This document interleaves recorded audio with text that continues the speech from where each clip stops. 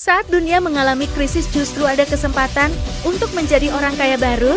Misalnya kalau ada perang itu ya mungkin yang bagus itu biasanya saham-saham komoditi. Saham-saham komoditi itu biasanya bakal bullish gitu ya.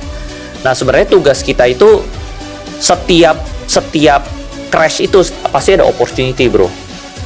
Kan ada pepatah ya, when one window close, another windows open gitu. Saat satu jendela ketutup, pasti ada jendela yang lain yang terbuka gitu bro. Jadi selalu ada opportunity itu selalu ada lah ya di mana-mana gitu ya. Jadi justru kesempatan terbesar itu saat crash. Kayak contohnya misalnya kemarin di bulan Mei itu ada crash gitu ya. Itu kesempatan untuk beli sebenarnya.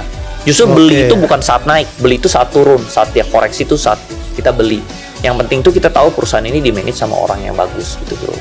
Oke, jadi sebenarnya saat war itu justru waktu kita siapin cash lalu justru beli. Contohnya misalnya kalau ada perang, biasa yang naik-naik itu kan batu bara ya, komoditi energi seperti itu.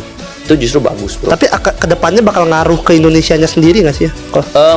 Sebenarnya sih tidak secara langsung karena Indonesia itu salah satu negara yang netral ya. Kita nggak berpihak ke Amerika, kita juga nggak berpihak ke Cina, ke Rusia, itu kita nggak berpihak kemana-mana sih. Jadi sebenarnya kalau dampak langsung sih mungkin dampak langsung dari perangnya ya mungkin tidak ya, cuman dari ekonomi mungkin terdampak dari ekonomi lah, dari ekonomi. Tapi ya itulah selalu kan beli saat jelek ya. Kayak contohnya setiap 10 tahun itu pasti ada krisis, mau itu krisis pandemi atau krisis perang. Justru ya kita beli pasti orang kaya baru itu muncul di saat krisis itu ya, kayak kemarin COVID berarti juga ya. Betul banyak yang cuan tuh ya. Betul.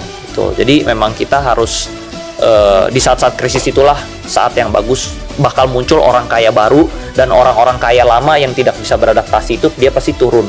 Jadi tukeran posisi itu setiap 10 tahun itu, satu dekade. Oke.